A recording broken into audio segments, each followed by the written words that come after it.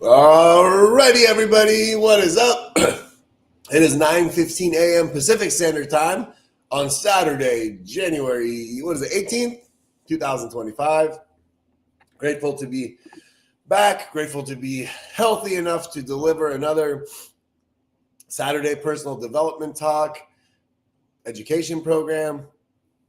Sorry, I just scruffed a bunch of food down real quick before this thing went live, and it was just like too much food for too little time. So if you are here for the first time, let me give you a quick introduction about what we do here. My name is Param. I am your weekly host of this show. And on this channel, this is for anybody who is looking to go from where they are in life to where they want to be, number one. So if you're trying to advance and improve on your current status quo, this is probably good for you. But it's also for anyone that's ever experienced any type of pain as a result of addictions, mental illness, trauma, grief, and loss. So the goal is to encapsulate a large, group of humans that can all benefit from the same content that's being shared at the same time. Because at the end of the day, I do believe that we have a lot of similarities. We might have some differences, but I think we got more similarities than differences in life because we all are these human beings that are trying to do the best we can with the time we have on this place called planet Earth. So all that being said, like I said, my name is Param. I have a master's degree in marriage and family therapy. I'm licensed as an advanced alcohol and drug counselor, whatever that means. I've been in personal recovery myself since June 13th of 2008. 16 years. I'm getting older. I teach at Saddleback Community College. We just started our new semester, and I taught my first class on Thursday. And I also coach high school basketball. I've been doing that for 17 years. So hopefully my personal background, my professional history, my academic history is enough to, offer some insight and some value into different things in life. And good morning, everyone saying hi. We got Beta from YouTube, Jim from Facebook. We got Sophia from YouTube, Mom and Dad from the time I was born, and Jim, Sweet 16. Yeah, I know you had that list. The 21, legally able to do everything now. 21 going strong. But let's get through this. So today I'm going to have this talk, my friends. It's on this thing called the diseases of attitude. Now, I've done this talk before. So for those of you who have been following this channel, by the way, if you go look on the video there, if you look on our YouTube or Facebook, there is 4.5 years worth of footage of me doing these talks.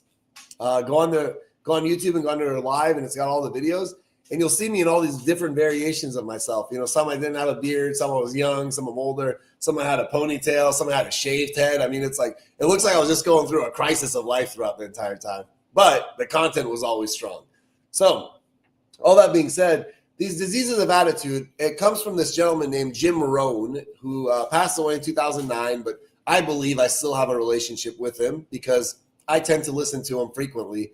Anytime I'm feeling a little down, he helps me get a little bit up. He's one of those fathers of personal development. And he coined the phrase the disease of attitude. It's not mine. But I like to apply it a little bit to the mental health and recovery space. So, pay homage to the ones who've taught us and hopefully make it a little bit better for the audience that's being spoken to. These 7 diseases of attitude, I'm going to go through one by one. But what I want you to know is that all of us, including myself, can get inflicted with these. They always start off as a small infection, okay? Something totally manageable. But if we do not address them, they turn into a full disease that overtakes the mind, the body, the spirit, the soul, and impacts our relationships and the way we think about ourselves and others. It devastates our lives. So the goal is to identify it at the level of infection at the latest and do what we need to do to prevent it from turning into a full-blown disease. Now, some of you, as I'm talking, you might be inflicted with some of these. And the goal is to be able to identify what can I do, what can you do, how can we heal from what we're experiencing. So the first one we have, that's not it.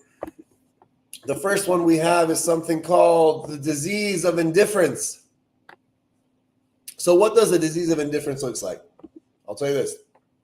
Hey, it's Saturday. Where do you want to go today? I don't know. All right. Well, hey, later on today, I got some free time. What do you want to do today? I don't care. All right. Hey, it's Saturday night. What do you want for dinner? What do you want to eat? Let's go out somewhere and eat.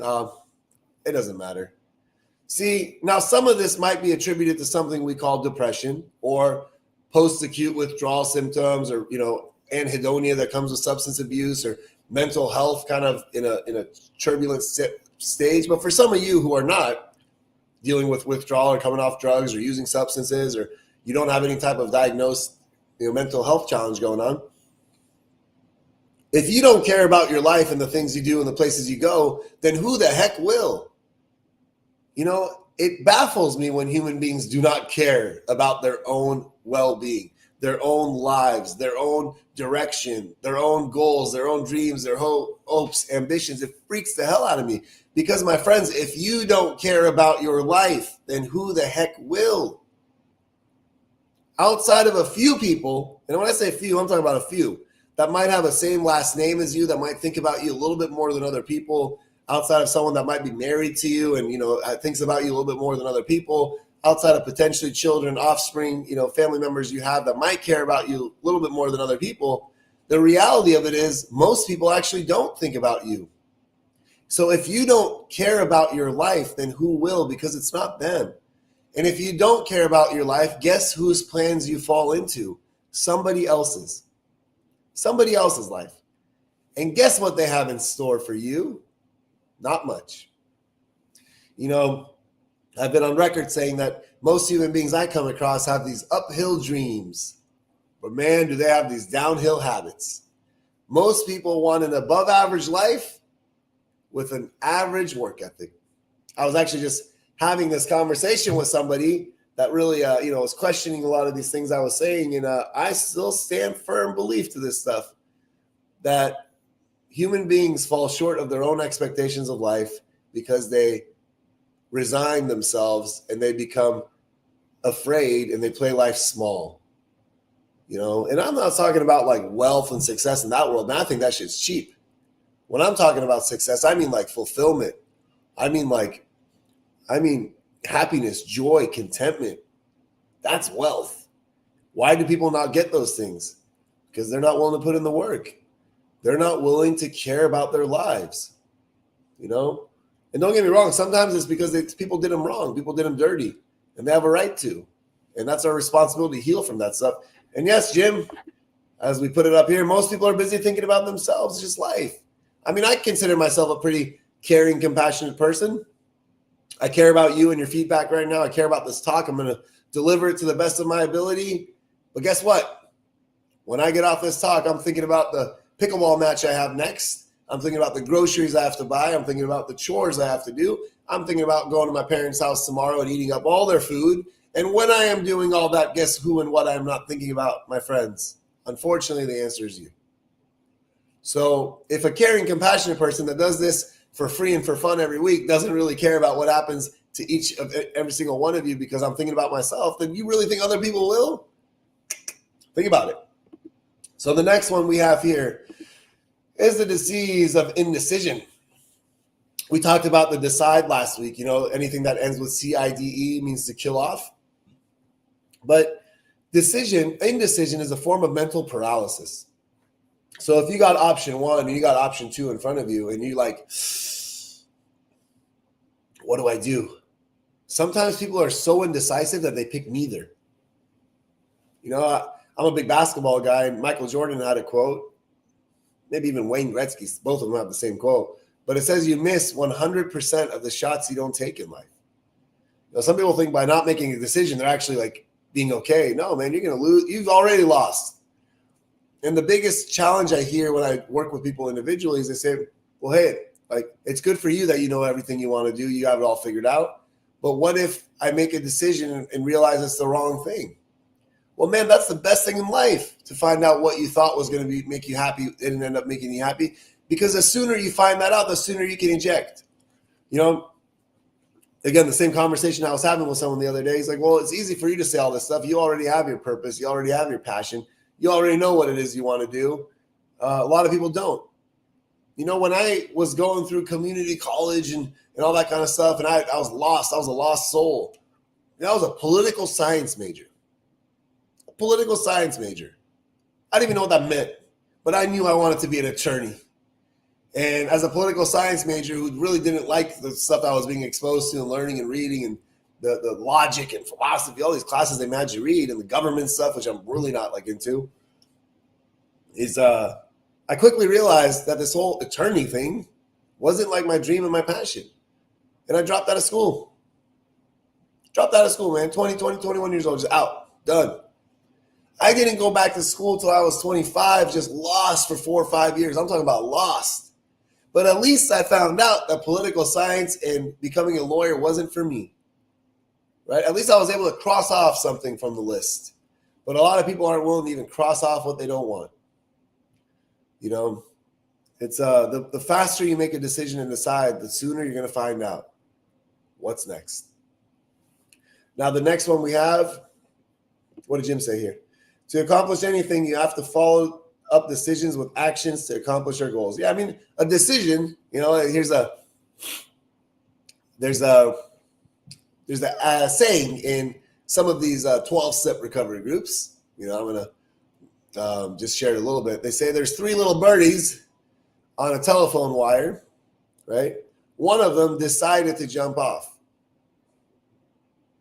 How many little birdies are there on the telephone booth, on the telephone wire? Well, the answer is it's still 3. Because, you know, just to make a decision doesn't really necessarily mean the person took the action. Like, one of them jumped off is one thing. But one of them made a decision to jump off doesn't mean they jumped yet. So what Jim is saying right there is decisions without the action step don't actually turn into anything. You got to take the action step. Thank you for that, Jim. What do we got next? The disease of doubt. I like this one. What if I told you, my friends, that human beings like us are not born with this thing called doubt? No, we're not. We are completely free of doubt when we're born. Children can think they can be anything they want to be in life. You know, when we're a kid, what do they tell us to do? Follow your dreams. You can be anything you want to be. You can do anything you want to do. You can even be the president of the United States. You can even be a professional athlete, or you can be a musician. You can be a scientist. You can be a firefighter. You can be a cop. I mean, the possibilities are endless. And I'll give you a good example of how doubt is limitless as a child. Let's say there's a little kid that for the first time in his or their life got exposed to something called Superman. And it's this fascinating superhuman of a person that can fly. We all know what Superman is. And the kid just gets so obsessed with Superman, it becomes their whole persona. And imagine the little kid puts on a little, you know, a bed sheet in a cape and stands on top of a table over there and says, I'm Superman. And guess what everyone around them says? Yes, you are. You are Superman. And you can fly. And the kid jumps off the table and he puts his hands out and he's running down the hallways. And everyone says, man, you're Superman. Now the kid gets a little bit older, he's 7 years old. And now it's like Superman's his whole identity. He has a birthday party and everyone that shows up because it's a Superman themed party. Superman balloons, Superman flyers, Superman plates, Superman cups. And he's got a Superman outfit on. And he says he's Superman. Everyone says, yeah, you are. And he goes and stands on top of a ledge that's about 6 feet high. And he gets ready to jump. And the parents are like, no, don't do it. But he jumps anyways. And he jumps and he hurts his legs a little bit. But he gets up and he says, I'm Superman. And he starts running around the house. And everyone says, yeah, you're Superman. Now the kid gets a little bit older. He's maybe 9 years old now. Starting to really doubt if he could fly or not, but not yet. He stands on top of a roof with this full-blown Superman outfit on. And right when he wants to jump, the parents say, do not jump from up there. You cannot fly. In that moment, little kid realized something. The seed of doubt planted in his head. Now, this is a metaphor for other things. Because in life, they tell us we can be whoever and whatever we want to be. But as soon as we pick what it is, there are people that will say, no, not that. You know how many creative, artistic, beautiful-minded human beings I've dealt with that wanted to pursue a career in art, but their parents said, no. Art? That's ridiculous. There's no jobs in art. I need you to take a business degree or become an accountant. There's some certainty in that. You know what? That's so sad because the parents aren't even doing that for themselves. They think they are. But imagine if every single artist out there and musician and people that actually work in like the different fields in it, right? Like not everyone that likes movies has to be an actor. There's like 5,000 different positions in every movie. So imagine if all those people never pursued what it is they wanted to pursue because they listened to society and their parents saying, no, go play it safe, be an accountant. And they say you can date whoever you want to date in life. You can be with whoever you want to be in life. But as soon as you pick the person like, oh, anyone but that, not that person, they don't match our family, or they don't match our I don't know, our values, or they don't match our skin tone, or they don't, whatever the hell they want to say. It's so ridiculous, So doubt, it gets planted in our minds by everything besides us. Society does a really number on us. It makes us doubt the way we look, our worth, our value. And the only way you can ever break doubt is with massive action to create a contrary experience. So, for example, I know a lot of people watching this, either themselves or their loved ones, might at some point have had some substance abuse problems. See, if someone says they can't get sober and they only get to 30 days and 60 days and they keep relapsing, my challenge to them, I dare them to get 90 days sober. And here's the reason why. Because if you say I can't get sober, and all of a sudden you get 90 days sober, there is an alternative version of life that gets created. The person that can't and the person just did. And in that moment, something beautiful happens. Now you have a choice. Which one are you?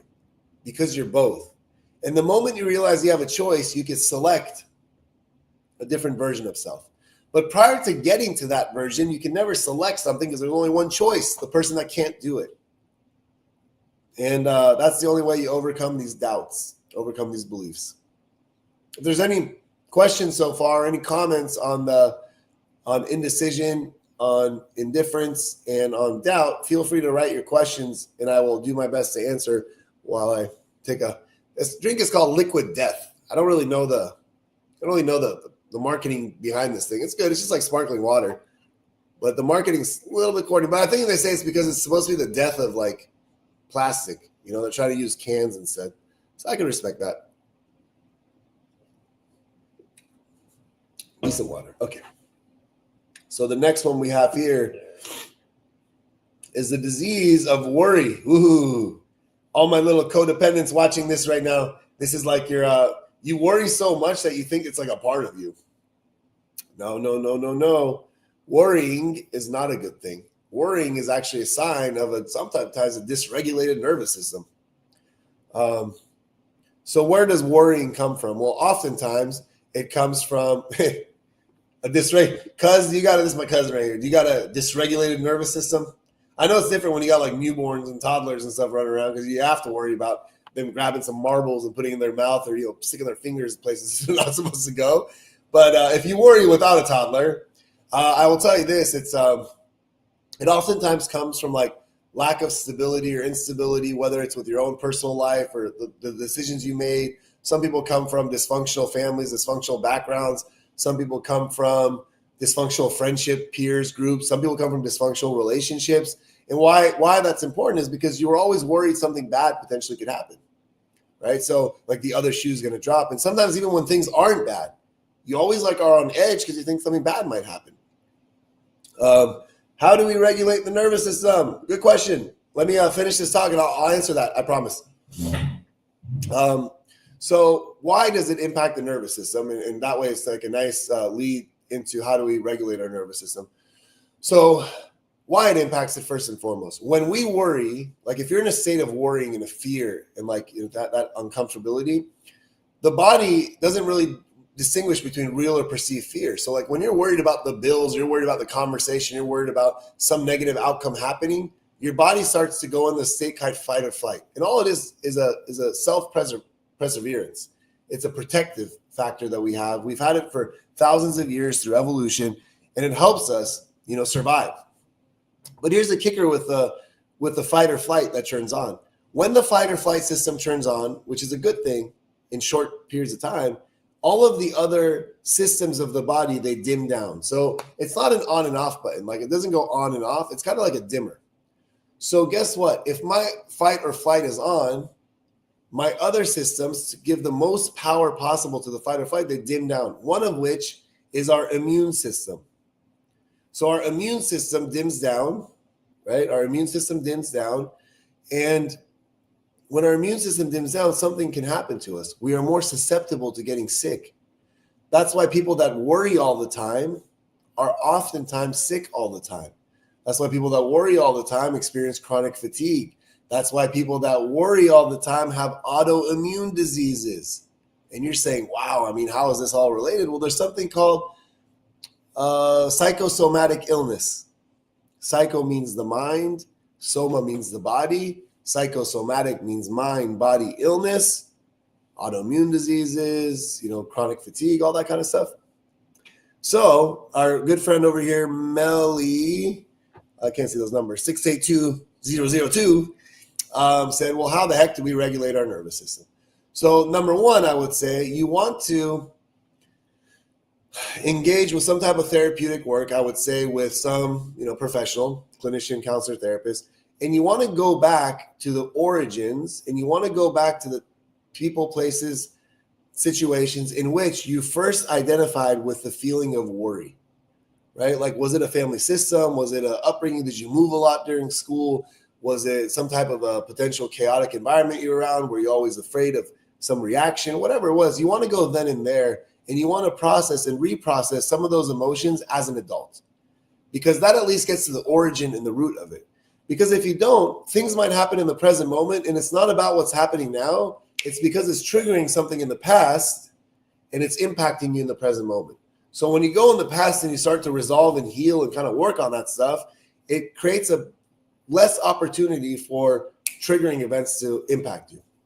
Now, the second one is to understand that things like worry don't actually happen based on the present moment. They're always right now related to something in the future. And it's oftentimes something negative that may happen in the future, right? That's where worry, fear, anxiety, all that kind of stuff exists. So our nervous system in the here and now is actually very, very powerful. So what we have to do, we're responsible for doing, is finding a way to bring our self to the here and now. Now, there can be many ways people go about doing this.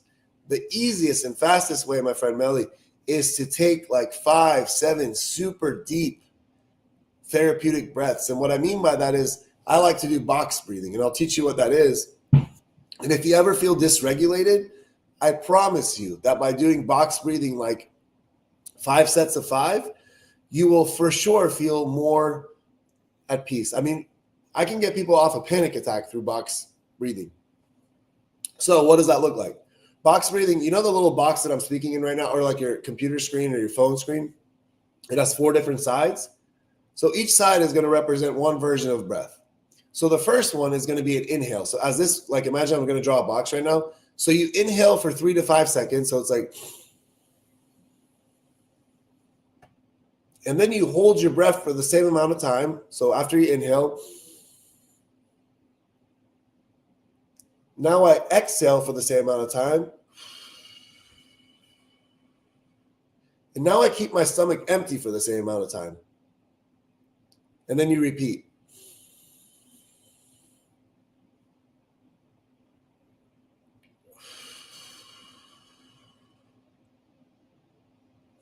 And so on. Just doing that one time, I kid you not, you feel a sense of almost like the feeling of when your blood pressure drops a little bit or like your head gets a little quieter. Go look up box breathing and do that. It's a really powerful way to do it. The other things are finding ways to keep you in the present moment. Some people like, crocheting. Like some people like going surfing in the water. Some people like playing ping pong, pickleball. Some people like to do puzzles. Some people like to, journal, whatever it is. Finding a way, because in the here and now, the nervous system's good. And also removing any type of negative triggers in your life. So if there's certain people in your life that you cannot be around, don't go be with them and have yourself get all dysregulated and say, man, set some boundaries. It's okay to set some boundaries until you get yourself back on track. Oftentimes people that have toxic human beings in their lives, they go around those people and then they get dysregulated and it screws up their whole day, their whole week, their whole month. So we're responsible for some of that stuff. So I hope that helped a little bit, Melly. I got to get through all the other ones, but that question you asked was awesome. I appreciate it, and I hope more people ask questions. As much as I like to hear myself talk, I like to at least talk about the things you want me to talk about. The next one I have is this thing called the disease of overcaution. You want to hear something controversial? What if I told you that overcaution is just as dangerous as being reckless? And now some of you overcautious birds are like, man, this guy is out of his mind. Being reckless is bad. Well, I know being reckless is bad. I know that making impulsive decisions and not caring about the consequences of those decisions or feeling like we can get away with something, I know it's all bad. We all know that. I mean, adolescents, young adults are going to do reckless things because their brain hasn't developed yet. And that's why you can't rent a car until you're 25. That's why insurance prices don't drop till you're 25, because everyone knows they're reckless. Their brain's not fully there yet. But as an adult, being overcautious is dangerous. And where did I learn the dangers of this? Well, becoming a clinician, I had to do some type of internship hours. And one of the internship hours I did, this is back in like 2013, maybe 12, was at a place called Country Villa. It was in Laguna Hills, California. I'm sure it's probably still there. And it was like a retirement home, hospice care. And I was a director of recreation. I was a student, a student intern, so I wasn't getting paid, but I was a director of recreation. And I was in charge of bingo, shuffleboard, ping pong. I was in charge of dance night, movie night. And everybody here was either in full-blown retirement care or oftentimes in hospice care. And what would happen was I would go to the rooms at the end of the night, their homes. And I would say, hey, I'm about to be like a counselor, a therapist here in a few years. What kind of advice would you have to give me? And the reason why that's a really important population to ask is because they, for the most part, have gone through this thing called life to the final stages. And if you're not going to ask someone in the final stages what really helped in the previous stages, then who the heck are you going to ask, right? And they would tell me various things. And I'll tell you this, man, 100% of the people I asked, and you might say, well, 100% is not a real statistic. It is in this case. 100% of the people I asked, they said, I wish I would have taken that job. I wish I would have left that person or married that person. I wish I would have moved to this state. I wish I would have pursued the career I wanted to do. I wish I would have studied what I wanted to study. I wish I would have told that person how I felt about them. I wish I would have. But you want to know why they didn't? Because they played it safe. Because they were too cautious / overcautious, because they were afraid of making a mistake. See, being reckless means you're going to make a mistake. Being overcautious means you're not going to make a mistake. But guess what? You're not also going to make anything else either. It's a state of just like, regret. Jim Rohn says something. He's like, imagine at the end of life, imagine at the end of life, they bring you the bill, right? Those little black things at the end of the dinner, lunch they bring for you, the bill's inside. They bring you the bill and you take a look inside and it shows you the bill for trying, taking a risk, trying. And you're like, wow, that's a lot. That's heavy.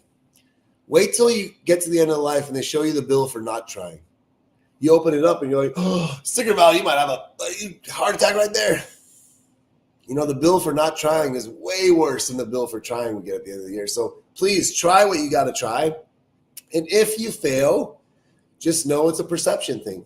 Because the greatest definition for success that at least I have ever heard to this day is how human beings can go from one failure to another failure without losing enthusiasm. God, I love that so much. What does that say? It says that we're all going to fail. But what happens in between those failures is what separates and dictates the difference between success and failure. Can you go from failure to failure without losing enthusiasm? That's the goal. And that means you're not playing life too safe. You're not playing overcautious. You're taking risks. And if the risk ends up not what you thought it was going to be, well, at least you know a little bit sooner. So the next one we got here is the disease of pessimism. Now, pessimism, we usually refer to as optimism is the cup is half full. Pessimism is the cup is half empty. Let's get a little bit more deeper than that. So let's say this group of, what does it say? There's 15 people on this thing, probably another 9 somewhere else. So let's say this group of 25 people is sitting inside of a beautiful beach home in Hawaii. Good as it gets, right? And we're sitting in this room that has floor-to-wall ceilings. The most beautiful, majestic view you can imagine. Sun is shining on the ocean. The ocean is a mirror of the sky. It's just majestic. And we're just there talking about life and talking about all the different goals and ambitions and dreams that we have. And all of a sudden, as we're looking out this beautiful window, someone else comes in the room and says, hey, what are you 25 people doing over here? We're like, man, take a seat and take a look at this view. It's beautiful. And they walk up and they say, yeah, it looks pretty good. But they walk all the way up to the floor to ceiling window and they put their finger on it and say, but what's this dirt on the window? You know what? That's pessimism. Pessimism misses the entire picture that's right in front of you and focuses and hyper focuses on the dirt on the window. What does that mean? What is wrong in life? Why you're not happy? It doesn't look at the big picture of what is right in life. You know, anytime I deal with a human being that's like really struggling with a specific way that they're being, you know what I do? I help them zoom out and zoom out and zoom out and zoom out until the view is so large and so grand and the scale is so different that they can't even see the damn dirt on the window. And that's so when we're like stuck in fixated states, we're fixated on the wrong thing. You could actually fixate on the right thing and change your complete view of life. Because as I say in this channel every damn week, and I say it for a reason, when you change the way you look at things, the things you look at change. Right? Someone much smarter than me said that, but I will repeat what they said over and over and over again, because that person, unfortunately, Mr. Wayne Dyer, is not with us no more. So I will continue to repeat what Wayne Dyer said. If you change the way you look at things, the things you look at change. And the very last one, what's up, Hamid? Got my cousin here from Cabo. If you're ever in Cabo San Lucas and you want beautiful flowers for your wedding engagements and everything in between, please contact my cousin Hamid. They will hook you up fat. I will tell you this. The next one is this disease of complaining. Now, as a mental health clinician and practitioner and someone who believes in the work that we do, I will never tell a human being to not complain. Because if they come into a therapeutic space or a group or an individual and they want to complain, I mean, that's the whole point of sometimes those kind of things, because it takes out the negative energy. It helps you say something out loud and hear it from a different perspective. It allows somebody to give you some feedback. So complaining is not bad. But if you choose to complain, I want to have you sign a agreement with yourself that I will never complain without the intention of finding a solution for what it is I'm complaining for by the end of that complaining session. Because if you don't find a solution, you know what you'll do? You'll complain, get it all out without any solution. And then I promise you this, because I've seen it happen 5,000 times, you will go to another room with another group of people, with another person, and guess what you're going to do again? Complain about the same damn thing. And you're going to go do it again and again and again and again. And guess what? You're going to be this person that when people know you're coming or you're going to go somewhere, they're like, oh no, so-and-so's going to come. All they're going to do is bitch and moan and complain. So if you want to complain, that's okay. We're entitled to it. We have a right to do it. Only do it if you're going to find a solution. Because if you're not, you're going to just suck the energy out of yourself and everyone around you. No one wants to be around you. Then you're going to complain about the fact that no one likes you and complain the fact that you're lonely and complain and complain and complain and complain. And for those of you who struggle with substance abuse and all that kind of stuff, complaining will have you pick up a drink or a drug and use it, and you will be justified in why you did so. You will literally live in a way of saying, you know what? I was right about the fact that so-and-so did me wrong, and I need to drink this drink because look what they did to me. And yes, Jim, we'll leave it with that right there. If you live in solution, the problem no longer exists. How about that? Nice and easy.